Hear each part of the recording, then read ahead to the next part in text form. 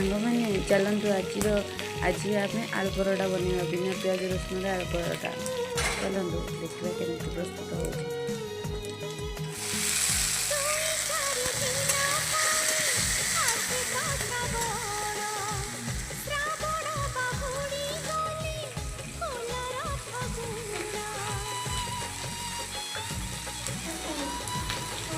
Hello साଙ୍ଗମାନେ ଆପଣମାନେ କେମିତି ଅଛନ୍ତି? ଆଶା କରୁଛି ଆପଣମାନେ ବହୁତ ଭଲ ଥିବେ। ମୁଁ ବି ବହୁତ ଭଲ। ଚାଲନ୍ତୁ ଆଜି ଗୋଟେ କଥା କହୁଛି। ସାଙ୍ଗମାନେ ଏ ଦୁନିଆରେ କେହି ନିଜର ନୁହନ୍ତି। କାମ ଥିଲାବେଳେ ସାଙ୍ଗମାନେ ସବୁ ଭଲ କହିବେ, କାମ ସରିଗଲେ ମାନେ ସଇଲା। ଏ ଦୁନିଆଟା ଏମିତି। ଆପଣମାନେ ଭାବୁଥିବେ ମୁଁ ଏମିତି କ'ଣ ପାଇଁ କହିଲି, କାହିଁକିନା ଯେବେ ନିଜର ଲୋକମାନେ ହିଁ ଠକିବେ ଆମେ ପର ଲୋକଙ୍କୁ କ'ଣ କହିବା।